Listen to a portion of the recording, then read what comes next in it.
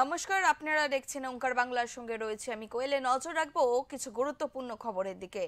দিল্লিতে বিস্ফোরণ ঘটানোর পর পশ্চিমবঙ্গে হাই অ্যালার্ট জারি। পশ্চিম বর্ধমান জেলার আসানসোলের বাংলার ঝাড়খণ্ড সীমানার দুবুরদিহি চেকপোস্টে চলছে পুলিশের নাকা তল্লাশি। এদিন ঝাড়খণ্ড থেকে এ রাজ্যে আগত সমস্ত গাড়ির ডিকি খুলে তল্লাশি চালাচ্ছে পুলিশ।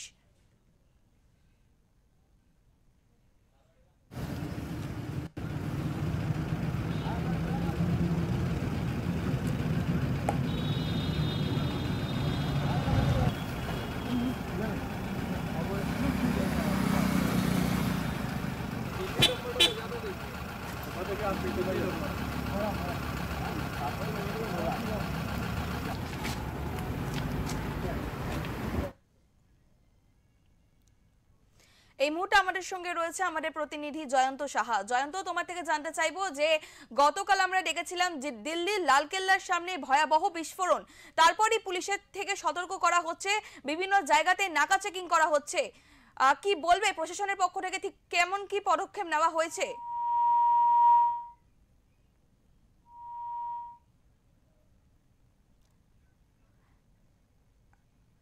আপনাদের আরো একবার জানিয়ে রাখি, দিল্লির লালকেল্লায় গতকাল ভয়াবহ বিস্ফোরণ, যার ফলে একাধিক জনের মৃত্যু হয়েছে এবং আহতের সংখ্যাও কিন্তু অনেকটাই বেড়েছে।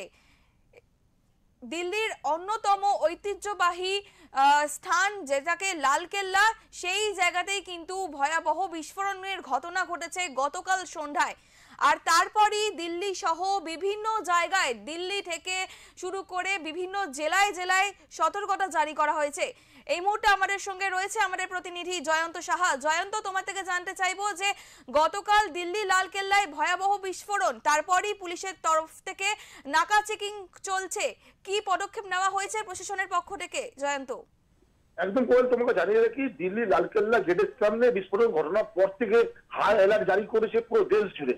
সেই মতে আসানসোল পশ্চিম বর্ধমান জেলার কুলটি থানার অন্তর্গত ডুবুটি বিহার চেকপোস্ট, ঝাড়খণ্ড চেকপোস্ট, এটা ঝাড়খণ্ড চেকপোস্টে পুলিশের সকাল থেকে চলছে নাকা চেকিং।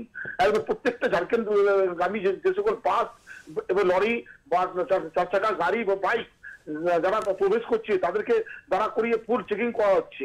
কারণ এই রেড অ্যালার্ট, হাই অ্যালার্ট জারি পাওয়ার পর সতর্ক রয়েছে পুলিশ প্রশাসন পশ্চিম বর্ধমান জেলা বা পশ্চিমবঙ্গে। এবার আমরা দেখতে পাচ্ছি সকাল থেকে পুলিশের তৎপরতা, যে সকল চার চাকা গাড়িগুলো আসছে তাদের গাড়ি ডিকি খুলে দেখছে, ভেতর খুলে দেখছে, এবং দূরপাল্লাগামী যে বাসগুলো রয়েছে তাদের বাসের উপরে উঠে চেকিং করা হচ্ছে, এবং দূরপাল্লাগামী যে সকল ট্রাক গুলো আসছে মালবাহী তাদের সেই গাড়িগুলো চেকিং করা হচ্ছে। এবং তা নয়, আসানসোল রেলওয়ে স্টেশনেও চেকিং করা হচ্ছে, এমনটা আমরা জানতে পারছি। ধন্যবাদ জয়ন্ত তোমায়।